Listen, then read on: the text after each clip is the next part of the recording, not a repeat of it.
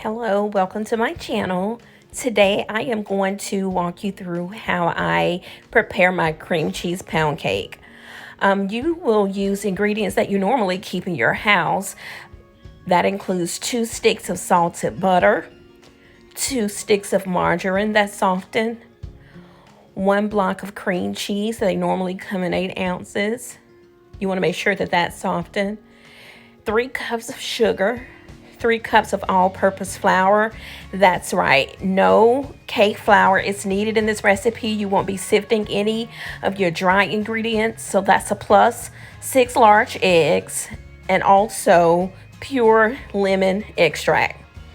So what I do is, when I know I'm going to bake a cake, one day before, I put my cream cheese, my butter, my margarine, and my eggs into a bowl, or you can set it out on the countertop.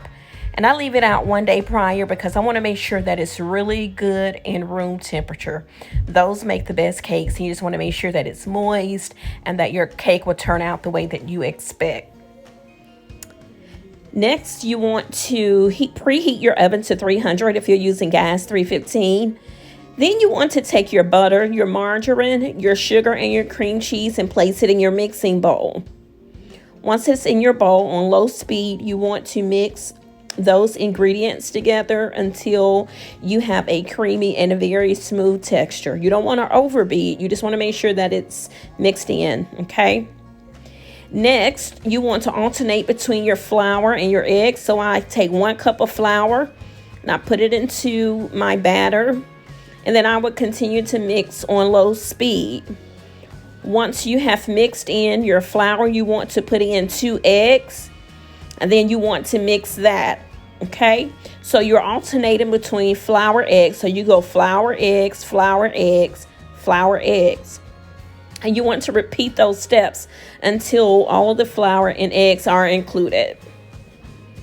Then while it's mixing, I will often take a silicone or a rubber spatula and just kind of scrape the sides to get all of the extra batter or ingredients that have kind of separated from the batter. I just want to make sure nothing is left behind.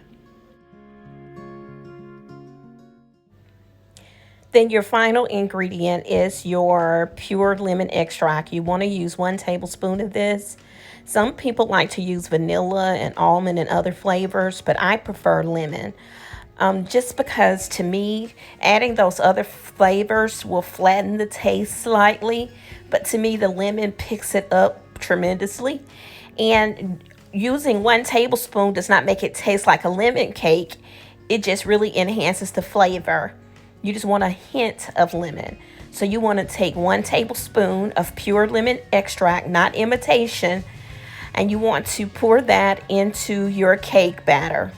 And you want to continue to mix this on a low speed. Mixing it on a low speed would allow your mixture to be mixed evenly. While that's mixing, I like to use Baker's Joy, or you can use whatever spray of your choosing that already has cake flour mixed in.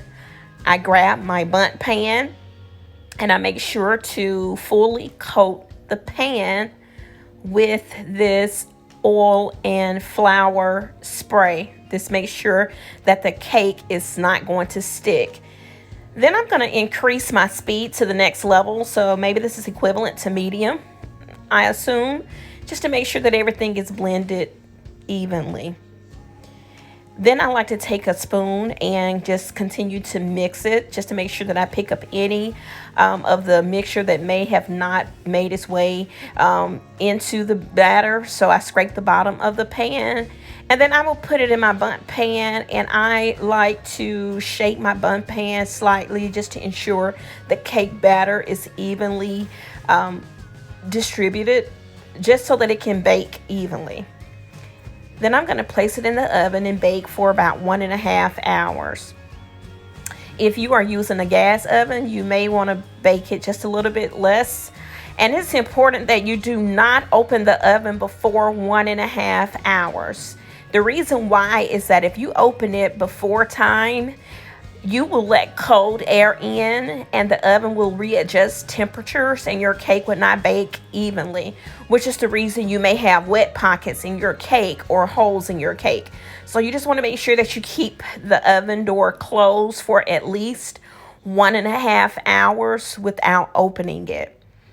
And then when you open the oven, I like to check the outer, the middle, and the inner layer. As you can see, I placed toothpicks in and just make sure that everything is done. And if it comes out clean, you have a perfectly baked cake. It is buttery and it is yummy. Thank you for watching.